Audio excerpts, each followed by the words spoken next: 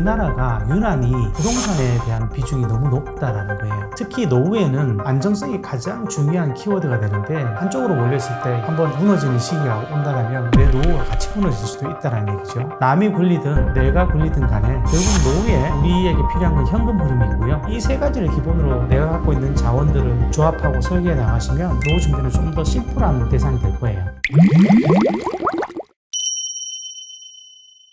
원금이 깨지기 시작하면 누구나 불안해해요. 거기서 이자가 나오는데 그걸 소진한다 이러면 상관없는데 원금이 깨지기 시작하면 되게 빠르게 소진되는 감각을 느끼게 되죠. 보통 사람이란 존재들이 신기한 게 어떤 일이 닥치기 전에는 과소평가하는 경우가 많고요. 닥치면 생각보다 훨씬 피부로 진하게 느껴서 그걸 과대평가하기도 하는 것 같아요. 일단 집은 뺄게요. 집 문제는 너무나 천차만별이라서 이건 좀 빼야 될 것 같고요. 사는 지역도 너무 극단적인 곳들, 예를 들면 강남에 사는 분하고 충청도 어디 산골에 사시는 분은 너무 심하게 달라지니까 이런 분들은 빼고요. 감안을 해보면 기본적으로 최소로 따진다라면 금융자산이 한 2억 정도는 있으면 좋지 않겠나, 그 정도는 돼야 되지 않겠냐라는 생각을 해요. 2억 정도면 연 5% 수익률로 돌리면 한 1,000만 원 나오죠, 1년에. 그러면 월 기준으로 한 80만 원 돈은 쓸 수 있게 된다는 거죠. 거기에 일을 병행하게 되면 최저임금 내년이면 215만 원 좀 넘어가게 되거든요. 그러면 얼추 이것만 해도 대략 300 정도가 잡힌다는 거죠. 300이면 살 수 있어요. 결국 저는 노후 안정은 연금 안정이란 말하고 동의어라고 보거든요. 연금이 안정되어 있으시면 여기에다가 근로 그리고 최소한의 투자 소득을 붙일 수 있으시면 웬만하면 노후 문제는 해결이 된다는 거죠. 만약에 일을 하지 않으면 결국 우리가 갖고 있는 금융자산에 손을 댈 수밖에 없고요. 그렇게 되면 아주 빠르게 불안해질 수밖에 없는데, 만약에 내가 일을 병행하고 연금에서 어느 정도 보완이 된다면 우리는 사실 그것만 해도 보통 사람은 살아낼 수 있다는 거죠.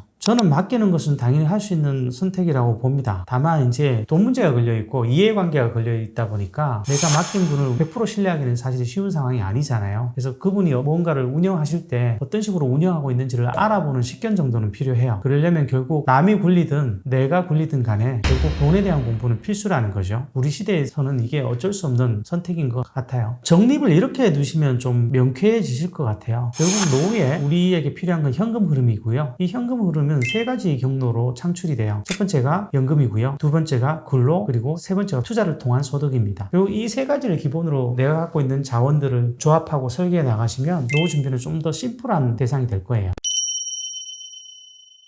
기초연금, 국민연금, 그리고 퇴직연금, 개인연금, 이름도 비슷비슷해서 굉장히 많은 분들이 헷갈려 하세요. 사실은 저도 이것 때문에 좀 헷갈려 했거든요. 퇴직연금 같은 경우는 IRP로 받아야 되는데 개인연금에도 IRP가 들어가거든요. 그러다 보니까 헷갈리는 경우들이 있는데 여기에 대해서 제가 좀 설명을 드릴게요. 기초연금은 세금에서 만들어지는 복지의 일환이라고 보시면 될 것 같아요. 만 65세 이상이 대상이고요. 소득 하위 70%가 대상이 돼요. 그렇게 하면 단독 가구는 34만 2천 원이 조금 넘는 것으로 알고 있고요. 만약에 부부가 같이 받을 때는 20%씩 감액이 돼서 최대 금액이 54만 8천 원인 것으로 알고 있습니다. 그에 비해서 국민연금은 좀 다르죠. 국민연금은 내가 소득이 있을 때 낸 돈을 국가에서 운영을 해서 노후를 대비하게 해주는 공적연금 제도예요. 이것의 대표적인 특징 중에 하나는 물가가 상승될 때마다 매년 조정이 된다는 거죠. 그리고 우리가 죽을 때까지 받을 수가 있고요. 이런 면에서는 보통 사람들이 쓸 수 있는 연금에 있어서는 가장 기본이 되는 바탕이 돼요. 그래서 보통 우리가 3층 연금이라고 할 때 가장 기본에 두고 시작하는 것이 바로 이 국민연금이기도 하죠. 그리고 퇴직연금은 기업이나 근로자가 퇴직금으로 운영을 해서 노후를 대비할 수 있게 해주는 건데요. 보통 이것을 나중에 연금이나 일시불로 찾을 수 있게 해주는 제도라고 생각하시면 되세요. 근데 이 퇴직연금은 우리가 일시불로 찾는 경우보다는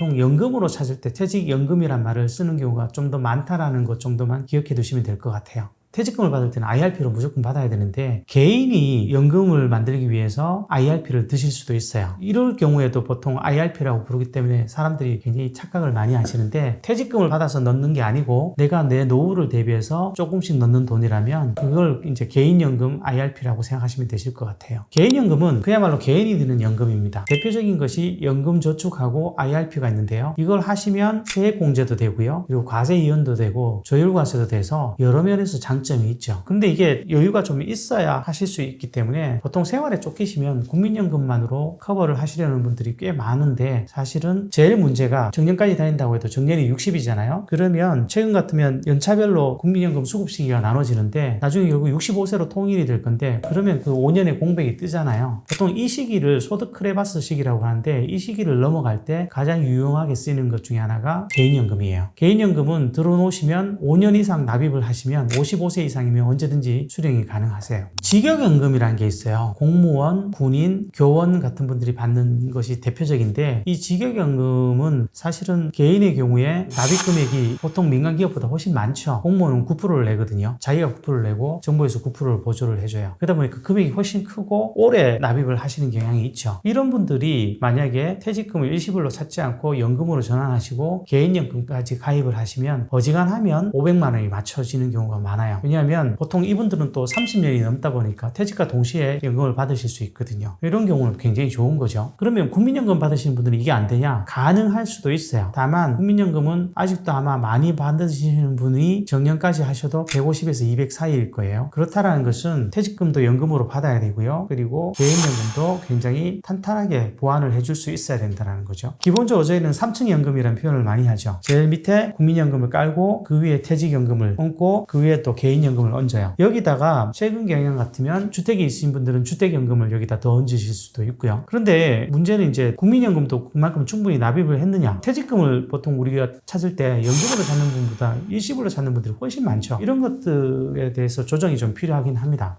사실은 우리나라에서 최근에 고용 관련 지표들은 60대가 거의 견인하고 있다시피 할 정도로 굉장히 가파르게 여러 지표들이 상승하고 있는데, 결국 이거는 연금이나 이런 것들이 일반적인 삶을 지탱할 수 있을 만큼 충분치 않다라는 얘기거든요. 결국은 근로소득을 활용하시는 수밖에 없을 것 같아요. 노후 근로소득에 대해서는 사람들이 약간 내가 이 나이 들어서까지도 일을 해야 되라는 고민들을 하시는 분도 계신 것 같아요. 그런데 지금 일을 하시는 분들은 그런 고민을 하실 수 있어요. 지쳤으니까. 근데 제가 이때까지 본 바에 의하면 일을 하는 것은 퇴직 후에 굉장히 훨씬 유리한 선택이 됩니다. 단순히 자산 부분에 있어서 뿐만 아니라 삶을 영위하는 데 있어서도 일이 없으신 분들이 훨씬 힘들게 사시는 케이스를 많이 봤습니다. 그래서 내가 정신건강도 그리고 육체적인 건강도 경제적인 지원까지 감안을 하면 근로소득을 무시할 이유는 없을 것 같습니다. 다만 이 근로소득과 관련해서는 사실 할 수 있는 일이 특별한 준비를 하지 않으셨다면 거의 대부분 단순 업무로 귀착이 될 거예요. 이것이 좀 불만스러우실 수는 있으나 고령자들이 단순 업무를 많이 하시는 건 전 세계적인 현상이기도 해요. 내가 미리 준비하셨다는 모르겠지만 준비하시지 않으셨다면 그것 역시도 그 중에서도 나랑 좀 맞는 단순 업무를 좀 받아들이시는 것도 필요한 노력이라고 생각을 합니다.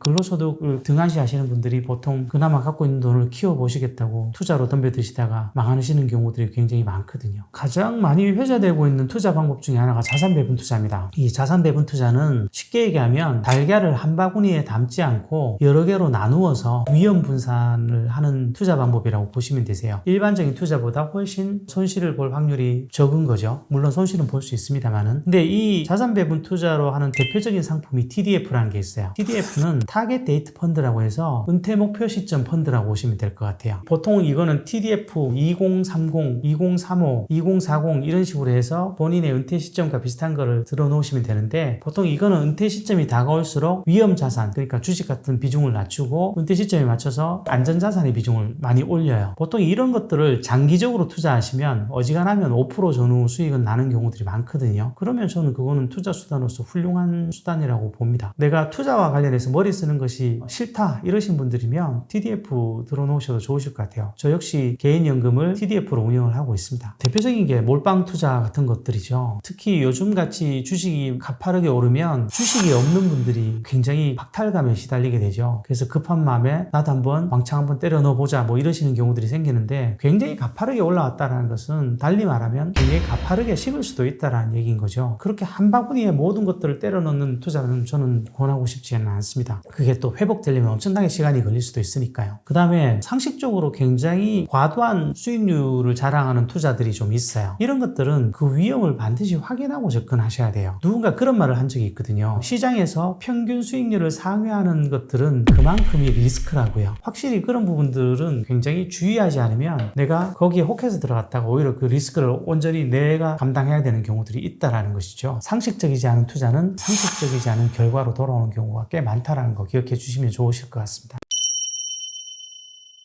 한국에서는 부동산에 대한 애착이 굉장히 크죠. 그래서 수많은 중장년분들이 부동산 한 채는 있어야 해. 특히 요즘 같으면 똑똑한 한 채는 있어야 돼. 이런 얘기들을 굉장히 많이 하세요. 이 부분에 대해서 잠깐만 말씀을 드려볼게요. 사실은 저도 예전에 이사를 굉장히 많이 다녔는데 되게 고달프거든요. 그런데 투자 수단으로서 부동산은 반드시 있어야 되느냐? 이건 잘 모르겠어요. 앞으로 어떻게 될지 그 부분에 대해서는 저 역시도 사실은 짐작하기 쉬운 상황도 아니고. 근데 한 가지는 분명해 보여요. 무슨 얘기냐면 우리나라가 유난히 부동산에 대한 비중이 너무 높다라는 거예요. 특히 노후에는 안정성이 가장 중요한 키워드가 되는데 이렇게 한쪽으로 몰렸을 때 예를 들면 한번 그렇게 무너지는 시기가 온다라면 내 노후가 같이 무너질 수도 있다라는 얘기죠. 그러니까 60으로 넘어가시는 분들이라면 부동산에 대한 비중은 조금씩 줄이실 필요가 있다라고 봅니다. 우리가 뉴스에서도 흔히 봤지만 가진 게 집뿐이라서 제대로 살지도 못하고 전전긍긍하며 사시다가 돌아가신다? 이런 일은 없어야 되겠죠. 60이 넘어가면 5대5 정도 비중을 생각하고 있습니다. 그리고 필요하다라면 부동산은 좀 더 낮춰도 될 것 같아요. 이건 순전히 제 의견입니다. 실버타운에서 돈 문제가 논의될 것은 보증금 돌려받는 정도 외에는 별 문제는 없을 것 같고요. 그에 비해서 전원주택은 좀 고민을 하셔야 돼요. 무슨 얘기냐면 전원주택 관련해서는 아주 오래전부터 이런 말이 있었죠. 들어갈 때와 나올 때가 굉장히 다르다고요. 우리가 들어갈 때는 전원생활에 대한 로망 때문에 굉장히 돈도 많이 쓰고 고민도 많이 하시는데 실제 그걸 팔고 나오시려고 할 때 환금성은 굉장히 떨어지거든요. 물론 이제 땅이 올라서 굉장히 좋은 땅을 잡아서 지었더니 올랐다 이런 경우는 있으실 수 있겠으나 그게 일반적인 경우가 아니라고 생각한다면 전원주택을 사서 가실 때는 내가 손실을 좀 보고 나올 수 있다는 걸 감안하고 접근을 하셨으면 좋겠어요. 잘 준비하시는 분들의 공통점은 일단 그들이 되게 집요해요. 이런 노후와 준비와 관련된 것들을 굉장히 신경을 많이 쓴다는 것이죠. 대표적인 게 돈 문제예요. 그래서 굉장히 준비가 잘 된 분들을 보면 일단 해박해요. 저희 같은 사람보다 더 많이 아시는 분도 계실 정도로 되게 해박하신 분들이 많아요. 다만 여기서 제가 마무리를 겸해서 한마디 좀 당부드리고자 하는 것은 노후 준비를 반드시 돈 문제에 국한시키지 않으셨으면 좋겠어요. 돈 문제는 정말로 중요한 문제죠. 그런데 노후에 필요한 것은 돈, 건강, 관계, 그리고 일이나 여가라고 생각을 합니다. 그래서 이것들을 같이 통합적인 관점으로 살펴보실 수 있으면 좋겠다는 생각을 해요. 돈도 여유가 있고 여러 가지 다 괜찮으셨는데 퇴직 이후에 할 일이 없어서 급격히 무기력해지는 케이스도 뵌 적이 있고요. 내가 돈은 있는데 나를 챙겨주는 사람이 너무 없어서 굉장히 외로워하시면서 힘들어하시는 분도 뵌 적이 있어요. 그래서 노후 준비라는 것은 결국 전체적인 관점에서 접근을 해주시는 게 필요하다. 돈 문제가 다가 아니라는 것은 한 번쯤 꼭 기억해 주셨으면 좋겠습니다.